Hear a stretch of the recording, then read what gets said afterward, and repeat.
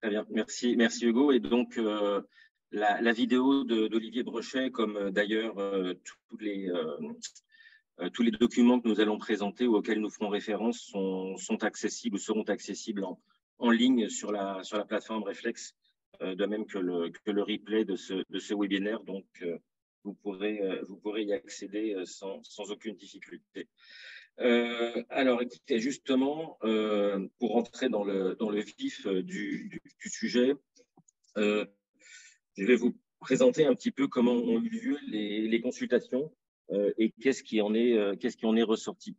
Donc, peut-être une rapide genèse de ces consultations.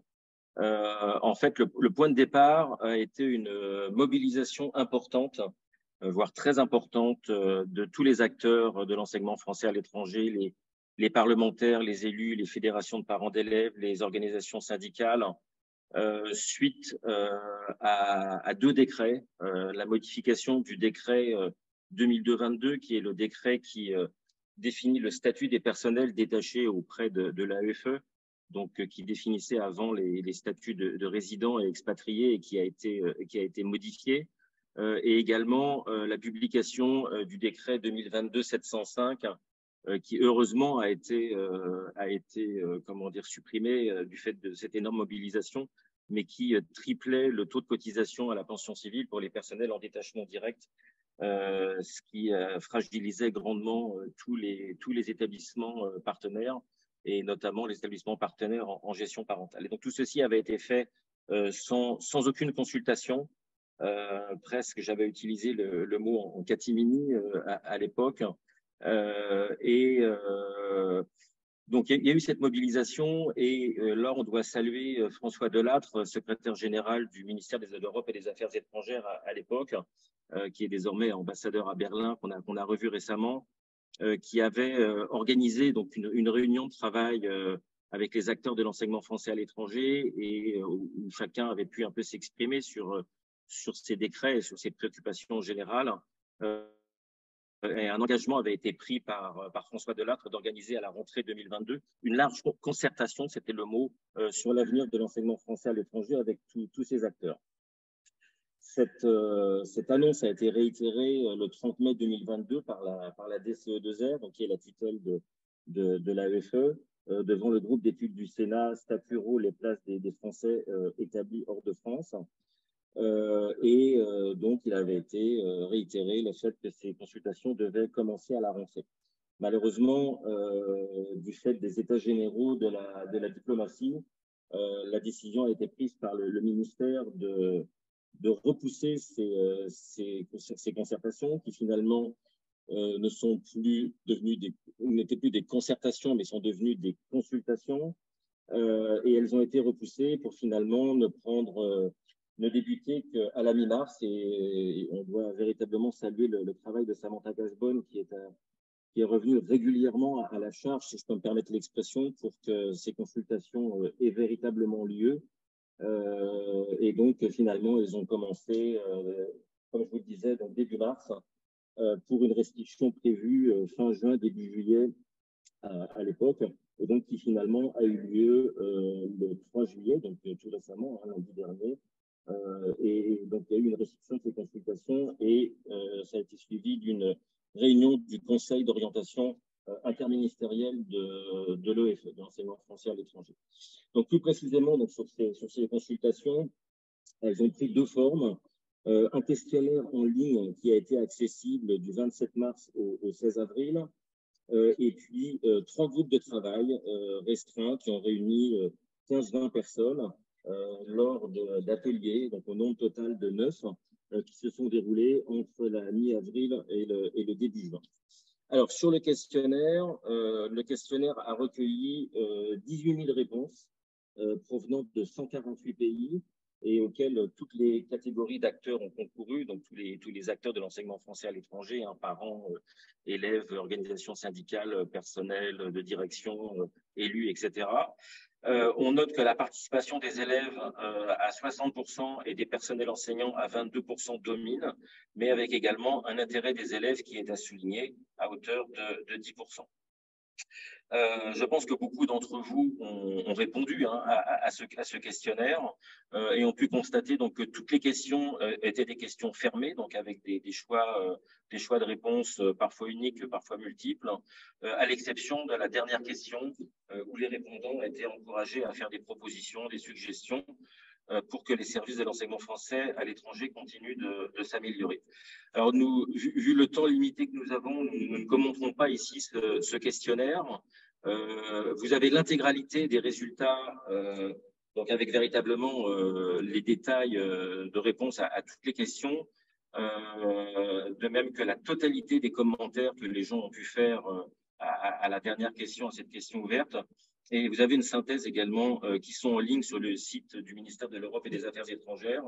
Le lien sur cette page du site et le lien sur les différents documents figurent dans la page du rendez-vous réflexe. Donc peut-être notre équipe va vous remettre dans le chat là, la page générale sur la plateforme réflexe. Vous pourrez retrouver donc tous ces documents, de même que les autres documents auxquels je ferai référence par la suite. Maintenant, au niveau des travaux des groupes de travail, donc le résultat de ces travaux est présenté dans un document qui est également accessible en ligne sous forme de 3 synthèses distinctes. Et donc chaque synthèse présente un aperçu factuel du sujet abordé, son fonctionnement, les acteurs, les évolutions, quelques résultats caractéristiques qui ressortent du questionnaire, parce que l'idée du questionnaire était aussi de pouvoir évidemment exploiter les réponses lors des ateliers.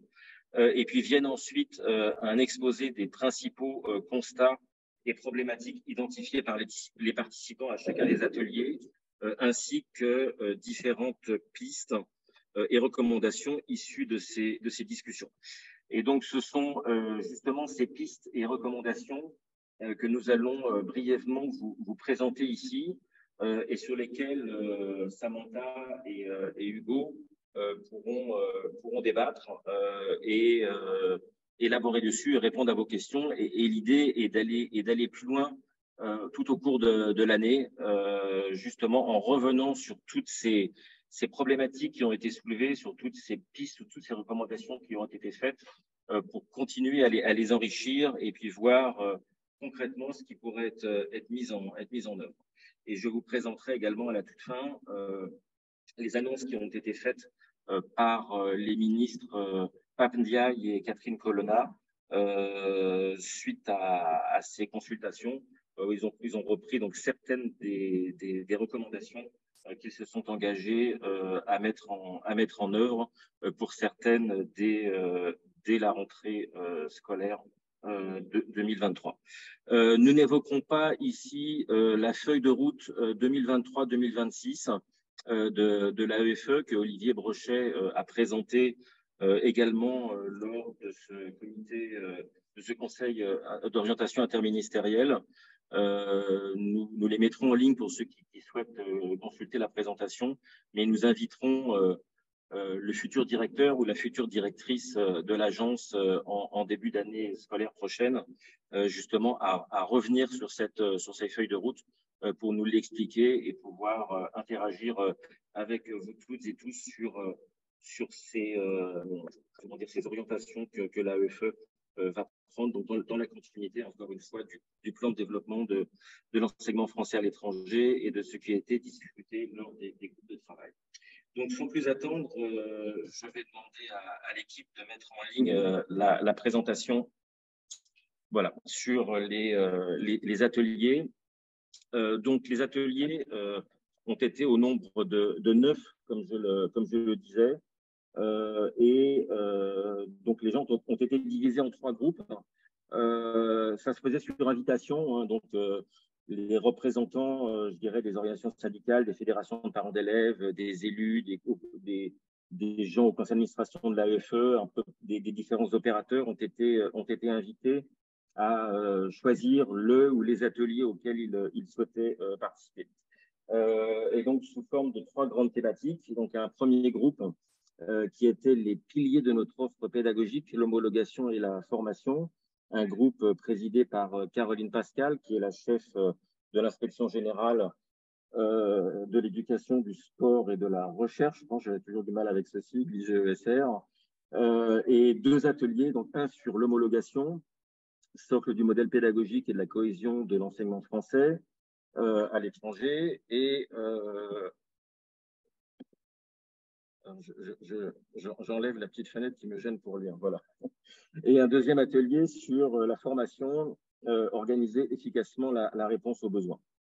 Un autre groupe a été constitué sur les moyens de l'accompagnement du réseau. Ce groupe était présidé par Cyril Pierre, qui est conseiller maître à la Cour des comptes et ancien directeur général adjoint de la mondialisation. Et donc, trois ateliers sur l'accompagnement du réseau, un sur le développement immobilier, un sur le partage de la charge financière, un sur le pilotage du système des détachés et un sur l'ouverture sociale et l'inclusion. Et puis finalement, un troisième groupe présidé par Christophe Bouchard, que je pense beaucoup de gens connaissent ici, qui était le prédécesseur d'Olivier Brochet à la tête de l'AEFE et qui a ensuite été ambassadeur de France à Madagascar, un pays où il y a un très gros réseau d'enseignement français à l'étranger. Et là, on s'est intéressé, dans le cadre de 3 ateliers, aux relations au sein du réseau, à l'accompagnement, à l'orientation des élèves vers l'enseignement supérieur français et international, et à l'attractivité et la valorisation des atouts de l'enseignement français dans un contexte international compétitif. Donc, je vous propose, en une petite dizaine de planches, de vous présenter, donc, comme je vous disais, exclusivement les pistes de réflexion et les recommandations qui sont sorties de ces groupes de travail, sans y faire de commentaires, en les listant de façon factuelle. En fait, j'ai simplement fait un résumé du document auquel je faisais référence, qui fait une 50aine de pages. Donc, sur l'atelier sur l'homologation, il a été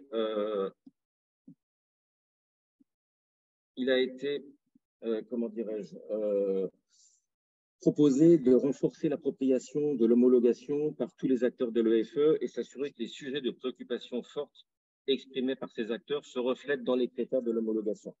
Et donc, 2 éléments particuliers sont ressortis. Intégrer parmi les critères de l'homologation existants la prise en compte du bien-être des élèves et des personnels en milieu scolaire, et d'autre part, prendre en compte les attentes en matière de formation régulière des personnels. Il a été également suggéré de procéder à un exercice d'auto-évaluation réalisé par la communauté éducative de chaque établissement entre les périodes de renouvellement d'homologation.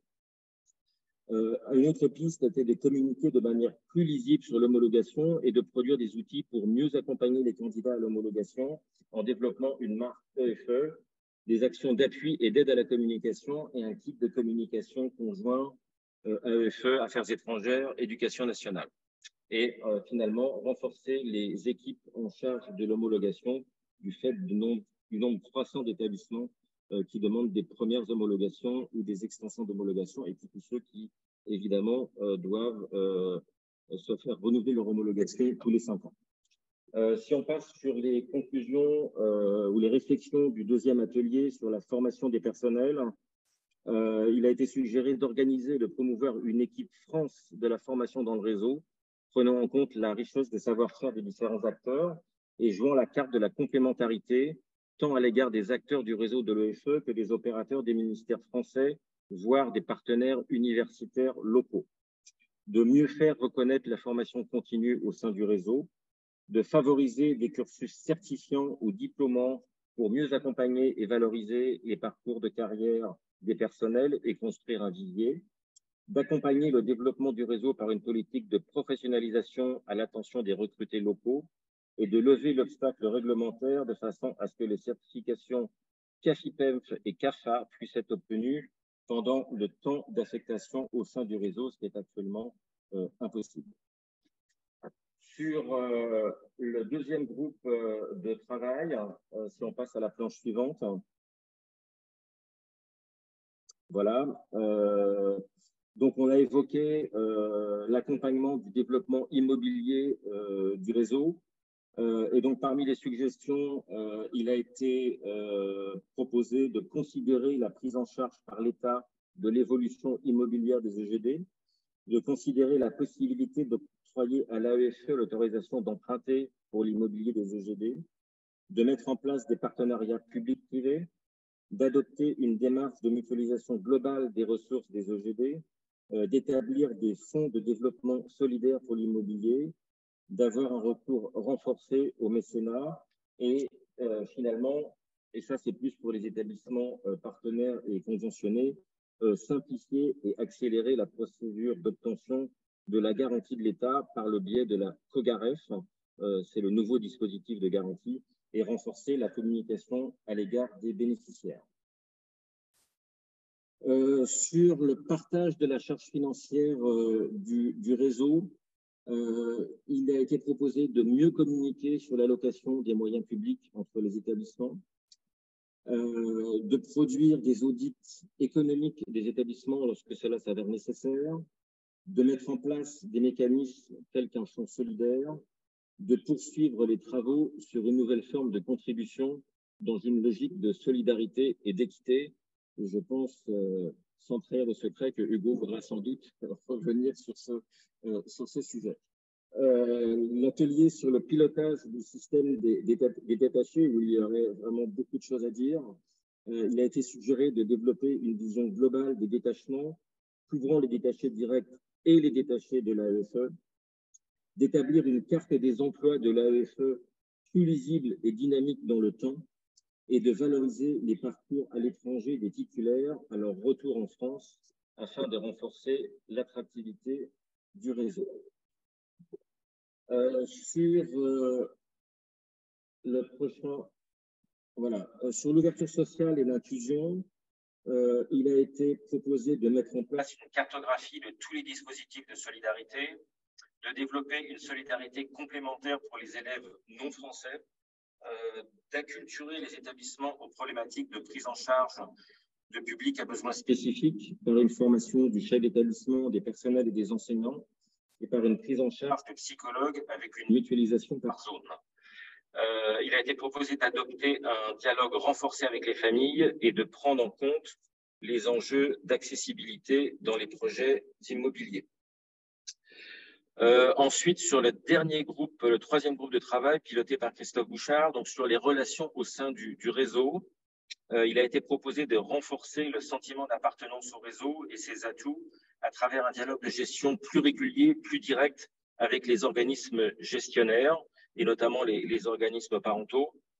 Il a été proposé de développer une notion de gouvernance du réseau au niveau global, de maintenir le rôle pivot de l'AEFE dans l'animation du réseau tout en clarifiant le rôle des autres acteurs que sont notamment les postes diplomatiques, le ministère de l'Éducation nationale et de la jeunesse et les académies en France, d'accentuer le socle d'engagement des établissements, notamment par le respect des droits du personnel, d'assouplir les typologies de contrats liant les établissements à l'AEFE pour permettre une gradation, une forme de gradation entre le conventionnement et le partenariat.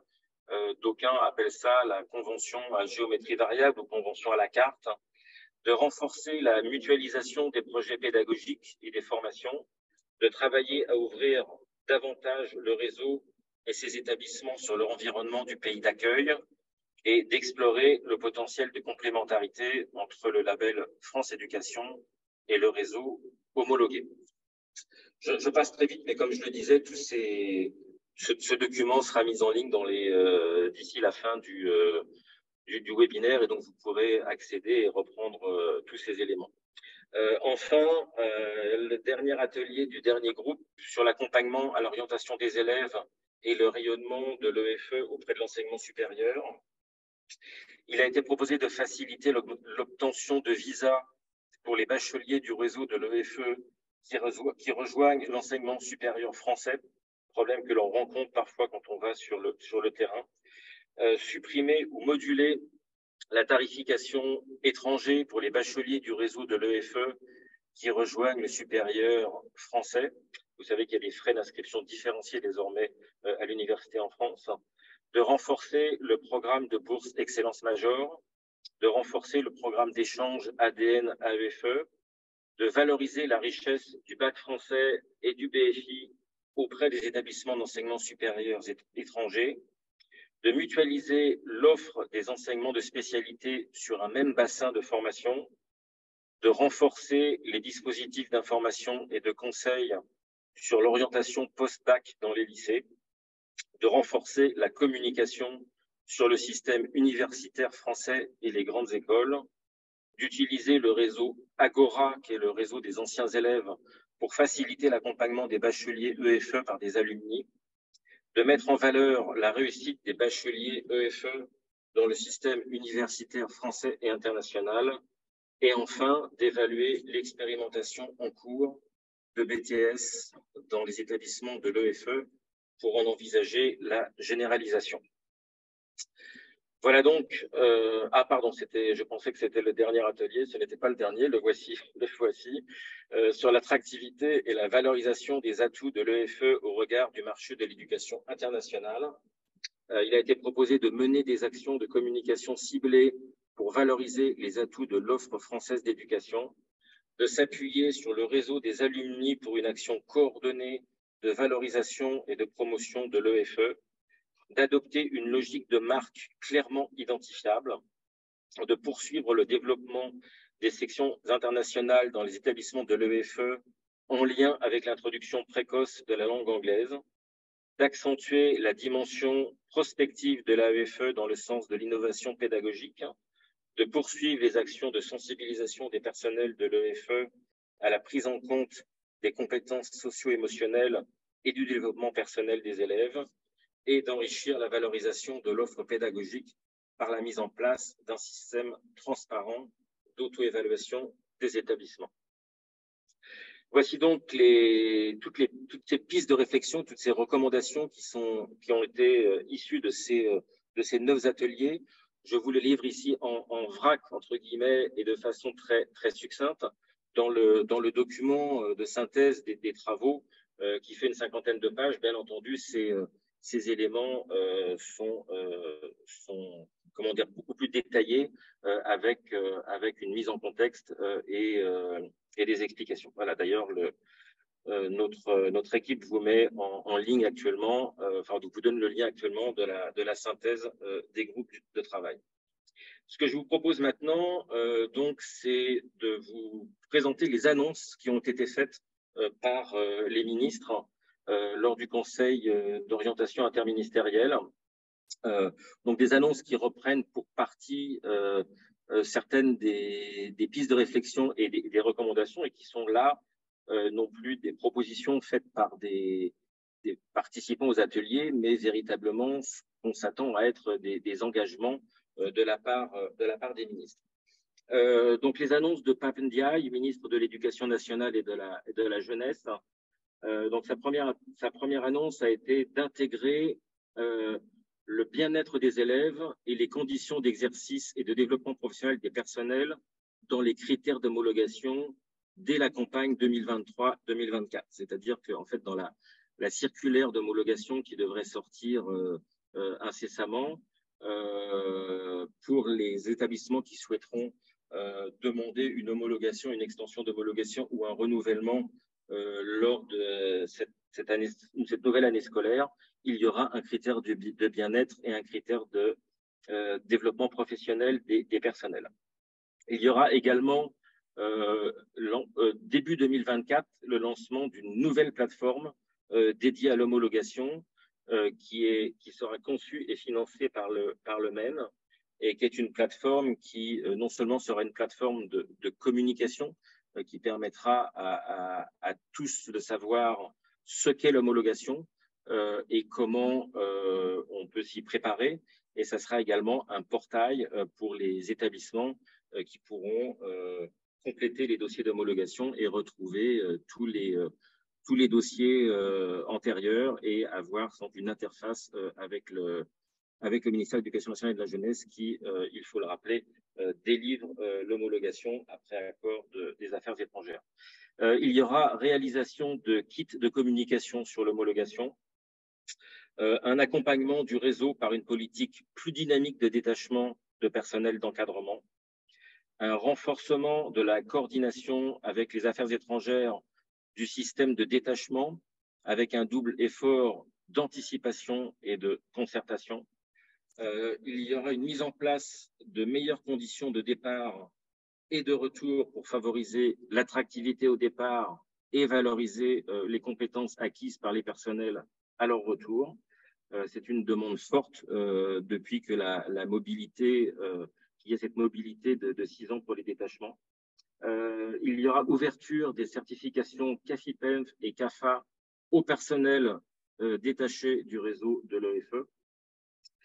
Il y aura développement de liens institutionnels entre les IRF et les acteurs de la formation en France. On parle notamment des INSPE, mais aussi de Canopé et de France Éducation Internationale.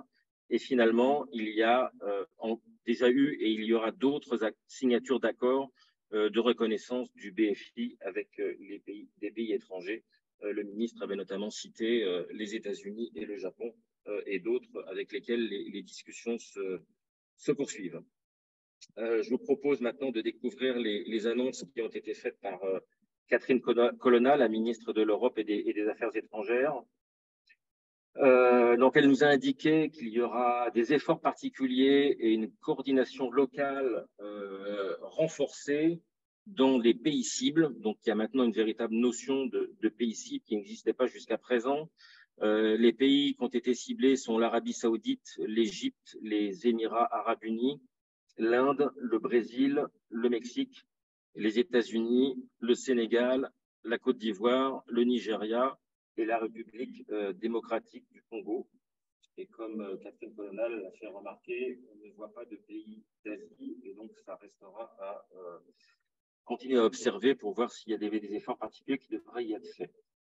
Il y aura la définition d'une cartographie pour permettre une affectation prioritaire des moyens de l'État avec souplesse et progressivité. Ce qu'il faut entendre par là, c'est des transferts de postes, des postes de détachés qui seront transférés géographiquement d'une zone moins prioritaire à une zone considérée comme plus prioritaire. Il y aura un renforcement du rôle central de l'AFE, une favorisation de la complémentarité de l'offre de formation au bénéfice de l'ensemble des établissements homologués et également des labels France Éducation, ce qui est une nouveauté. Il y aura un accompagnement de la professionnalisation des structures gestionnaires par l'AFE, avec notamment, je pense, des structures gestionnaires parentales. Il y aura un renforcement de la coordination avec le ministère de l'Éducation nationale et de la jeunesse du système de détachement. On retrouve exactement le symétrique de ce qu'avait annoncé Pape Dia, et donc il y a une véritable convergence de vues entre les ministres. Et il y aura une amélioration de l'efficience de la COGAREF en raccourcissant le délai d'octroi effectif de la garantie de l'État. Et Catherine Colonna, ce n'est qu'une partie des annonces. Il y a une suite à ces annonces que voici. Ils ont obtenu avec Bercy un prolongement jusqu'au 2026 du dispositif de recours aux avances de l'agence France Trésor pour le financement de l'immobilier des EGD. Il y aura une promotion du bac et du BFI auprès des systèmes d'enseignement supérieur étrangers, promotion faite par les postes diplomatiques, par le biais des SCAC notamment. Il y aura un renforcement du bien-être des élèves dans les établissements. On retrouve le critère sur l'homologation. Il y aura expérimentation dès 2024 sur l'aide qui pourrait être apportée aux élèves méritants des systèmes publics locaux dans des zones d'intérêt prioritaire afin de leur faire intégrer l'enseignement français à l'étranger. Il y aura une attention particulière aux demandes de visa des étudiants universitaires étrangers. Une annonce chiffrée d'un renforcement du soutien du réseau aux meilleurs élèves. Il y aura un relèvement à 1000 d'ici 5 ans du nombre de bourses Excellence Major, qui sont aujourd'hui au nombre de 850. Et il y aura finalement un renforcement de l'accompagnement à l'orientation vers l'enseignement supérieur français des élèves de l'EFE. Voici donc le résumé des annonces des ministres. J'ai été un petit peu long, j'espère pas trop laborieux.